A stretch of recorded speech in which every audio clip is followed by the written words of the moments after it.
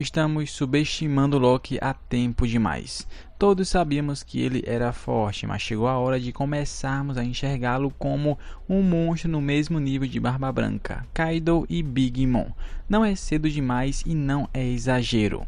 Tudo sobre a forma como Oda vem construindo esse personagem, tudo que já foi estabelecido sobre seu haki, seus poderes, sua força anormal, tudo aponta para uma figura de nível Yonkou.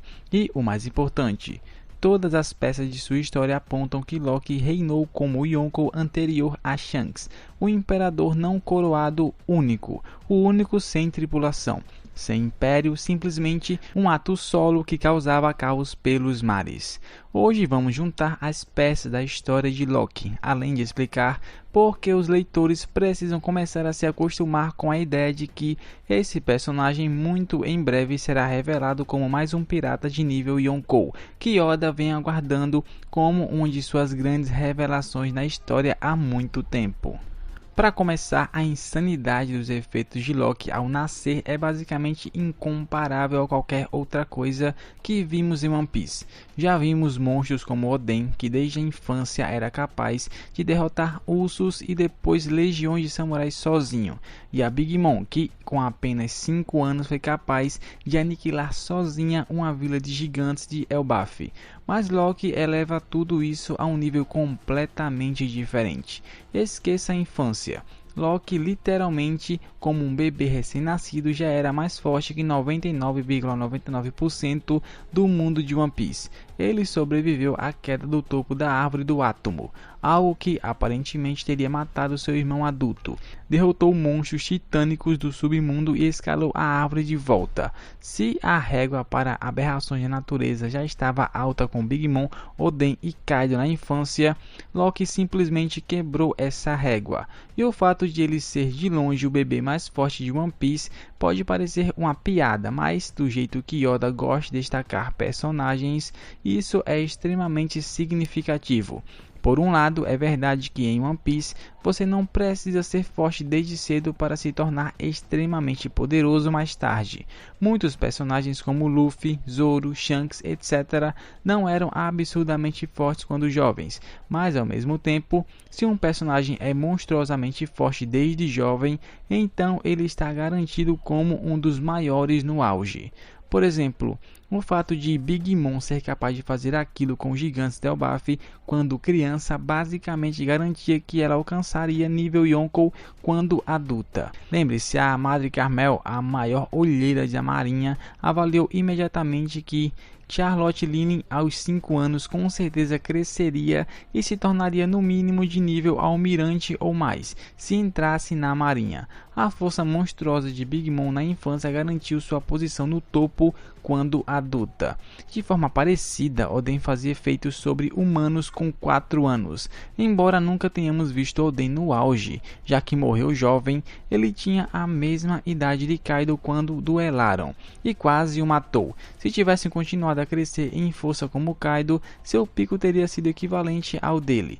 Vimos também que, pelo menos na adolescência, Kaido e Barba Branca também já eram absurdamente fortes. Então, se um personagem é escrito como um monstro desde cedo, Oda está garantindo que ele será um dos maiores quando adulto. Oda só usa esse tipo de escrita mítica e hiperbólica para personagens que ele pretende apresentar como lendas. E agora temos Loki, que supera todos os exemplos anteriores e redefine completamente o padrão. A história de Loki sendo jogado do céu para o submundo como recém-nascido, sobrevivendo, derrotando os monstros do submundo e depois escalando centenas de metros de volta. Tudo isso ainda bebê já soa como algo saindo de um fanfic. É inacreditável até mesmo pelos padrões absurdos dos Yonkous do universo de One Piece. Desde sua origem, Loki já está sendo escrito de uma forma que supera todos os outros personagens da história. E na vida adulta, essa representação de nível máximo continua totalmente. Quando Loki foi apresentado pela primeira vez, a opinião geral entre os leitores era de que sua introdução foi claramente feita para evocar deliberadamente a lendária introdução de Kaido. Tudo desde a construção lenta e ameaçadora, a narração de sua lenda até a revelação dramática enquadrada lembrava a forma como Kaido apareceu. A proclamação inicial é uma reinterpretação, cena por cena, da introdução da criatura mais forte do mundo. Tudo o que Oda vem fazendo com Loki até agora grita que ele é um monstro no estilo dos Yonkou, uma das criaturas mais poderosas do mundo de One Piece. Agora, o motivo simples pelo qual alguns leitores podem estar relutantes em colocar Loki no mesmo nível de Kaido e Big Mom é porque, até o momento, seu histórico dentro do universo de One Piece era inexistente. Esse é o grande problema. Nesse ponto da história, nós leitores tendemos a esperar que os personagens mais fortes sejam aqueles de quem já ouvimos falar antes, os que foram construídos e comentados por muito tempo. Isso porque Oda geralmente leva bastante tempo desenvolvendo seus personagens mais poderosos. Então, é compreensível ter ceticismo quando um personagem completamente novo, que mal foi mencionado antes do arco atual, de repente é colocado no mesmo nível dos Yonkou, que estão nesse pedestal há tanto tempo. Mesmo que tudo em termos de como Oda está apresentando e enquadrando o personagem agora claramente seja característico de um monstro de nível Yonkou, no entanto, é importante lembrar que agora estamos na saga final e parece que está se tornando comum Oda finalmente revelar muitas das lendas adormecidas do mundo de One Piece. A grande questão é que o cenário de poder que nos foi mostrado no começo não era o quadro completo. Há muito mais que estava escondido nas sombras e que agora estamos descobrindo. Loki é mais uma dessas figuras, um personagem de nível Yonkou de antes dos eventos atuais da história. E a razão simples de não termos ouvido falar dele é porque não havia motivo. Ele estava preso nos últimos 6 anos. Ele foi retirado do tabuleiro dos grandes jogadores do mundo por um bom tempo. A única forma de o Oda revelar de repente um novo pirata secreto de nível Yonkou de forma que fizesse sentido seria assim, se ele estivesse preso em uma ilha remota por anos antes dos eventos atuais da história. No entanto, o fato de não termos ouvido falar de Loki antes de Elbaf não muda que tudo o que foi revelado aos poucos sobre ele até agora pinta a imagem de um personagem de nível Yonkou.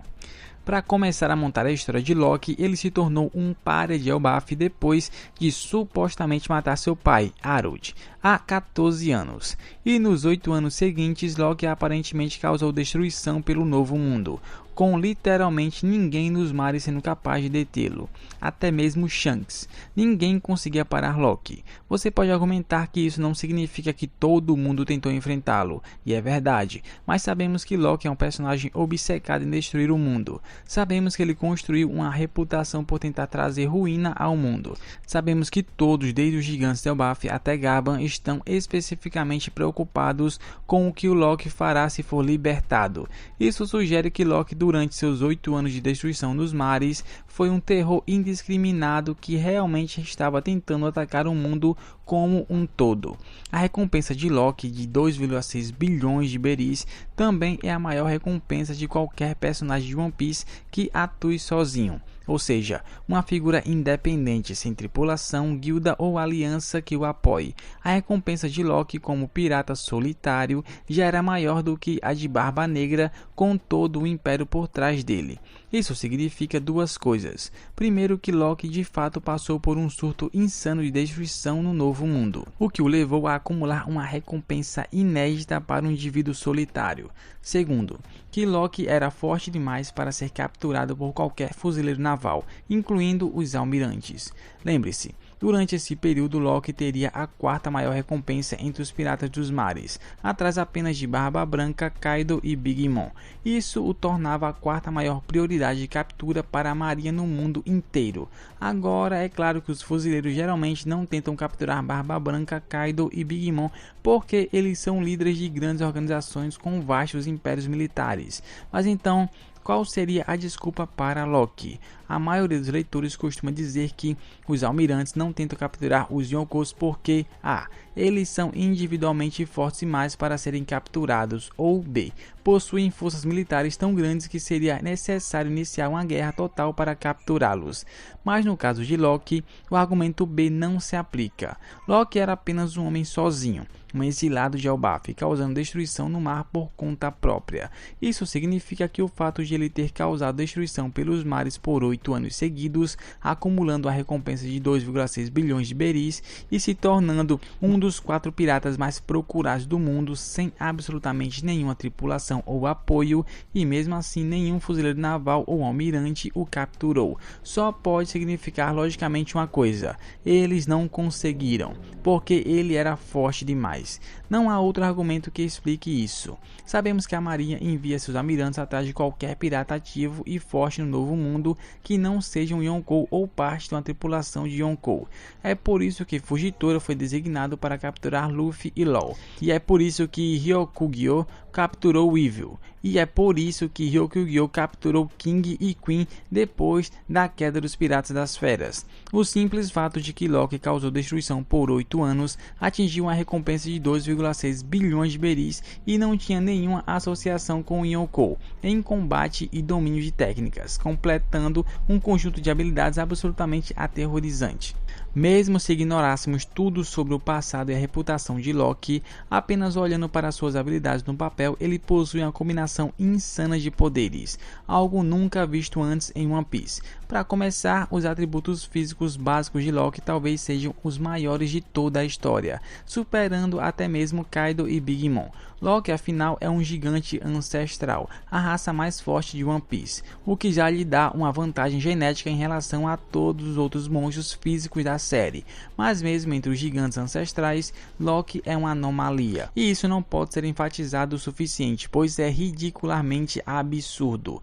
Como um bebê recém-nascido, Loki sobreviveu a ser jogado do reino solar para o submundo. Todos se lembram da queda icônica de Kaido do céu, que imediatamente estabeleceu sua resistência física lendária perante os leitores, e Loki praticamente replicou isso quando ainda era um bebê. Depois disso, ele matou casualmente um monstro gigante e escalou de volta uma árvore de 100 metros de altura.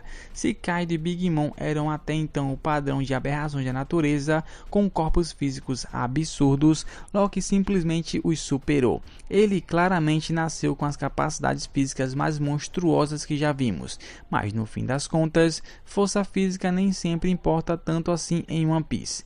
O que realmente importa é o Haki. O Haki é um fator muito mais importante nos combates do que a força bruta. E o detalhe é que Loki também é um monstro nesse aspecto. Seu Haki é tão ridiculamente poderoso que Luffy foi capaz de senti-lo mesmo estando no alto, muito acima do submundo. E isso fez com que ele arrepiasse. E não era como se Loki estivesse ativando seu Haki do rei. Ele estava literalmente apenas sentado, acorrentado como esteve nos últimos 6 anos. Mesmo em repouso, Loki emanava uma presença tão esmagadora que provocou calafrios em outro Yonkou, a uma distância equivalente a uma cordilheira inteira. Loki com certeza possui Haki do Conquistador em um nível Yonkou, e não apenas isso, ele parece dominar esse Haki em um nível ainda maior do que Luffy. Ele tem um domínio comparável ao de Scooper Gaban, onde vai além do simples revestimento com Haki do Conquistador. Loki parece dominar técnicas ainda mais avançadas, como aquelas que permitem neutralizar a regeneração dos Cavaleiros Sagrados, algo que nem mesmo Luffy conseguiu fazer até agora. Ou seja, além de possuir os atributos físicos mais poderosos da história de One Piece, Loki também tem Haki do Conquistador em nível Yonkou, e parece ser um usuário mais avançado dessa habilidade do que o próprio Luffy. E para completar, Loki também aparenta ser extremamente habilidoso em combate, com técnicas complementares ao seu arsenal assustador.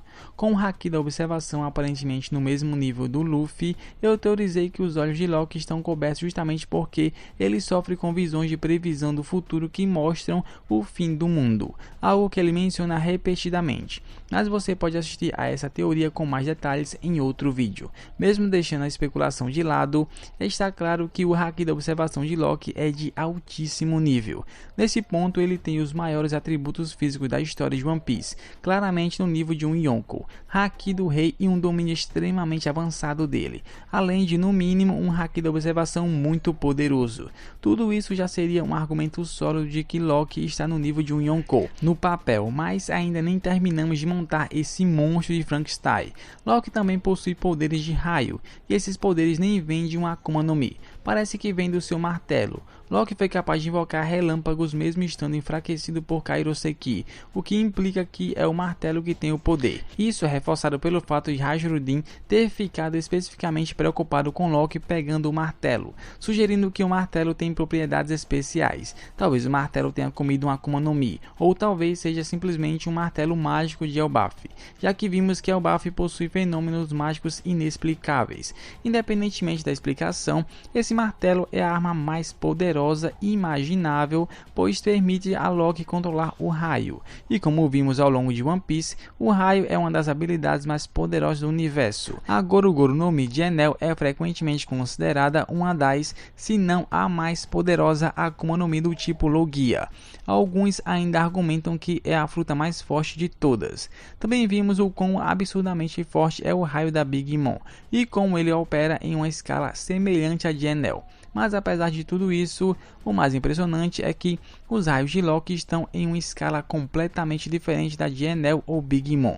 O ataque de raio de Loki faz os ataques de Enel e Big Mom parecerem minúsculos em comparação.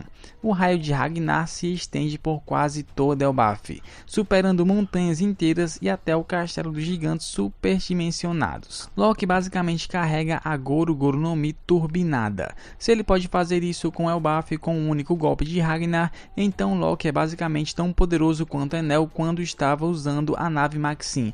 E novamente, isso nem é o poder da fruta do Loki, é apenas sua arma acessória. Esse martelo já seria uma habilidade extremamente poderosa por si só, mas o fato de Loki ter comido uma Akuma no Mi aparentemente lendária por cima de tudo isso é o que faz dele uma combinação de poderes nunca antes vista. Sabemos que Loki supostamente comeu a fruta lendária de Elbaf, que foi passada pela linhagem da família real por séculos, mas é uma possibilidade muito real de que Loki não tenha comido essa fruta, já que parece que ela pode ter sido roubada por outra pessoa, deixando Loki com a culpa. Ao mesmo tempo, definitivamente parece que Loki comeu algum tipo de fruta em algum momento, já que ele é afetado por Kairoseki. Além disso, Oda vem criando hype em torno das verdadeiras habilidades de Loki há algum tempo, com Gaban dizendo que Luffy não tem ideia do que Loki é capaz, e com Luffy ficando animado para ver como exatamente ele luta. Parece que há uma grande revelação sobre as habilidades de Loki que Oda está guardando como surpresa, e já que o haki e os raios são óbvios, isso significa que ainda há uma Akuma no Mi particularmente poderosa a ser revelada. Juntando tudo, Loki tem os melhores atributos físicos da história de One Piece, aparentemente haki do rei em nível Yonkou e domínio profundo das técnicas avançadas do haki do rei, haki da observação extremamente elevado, poderes de raio muito além dos de Enel ou Big Mom e ainda uma Akuma no Mi poderosa não revelada por cima de tudo isso. Há um motivo pelo qual Oda criou tanto hype em torno desse personagem, há um motivo pelo qual ele tem a origem mais insana da história de One Piece, há um motivo pelo qual ele foi considerado uma ameaça ao mundo inteiro.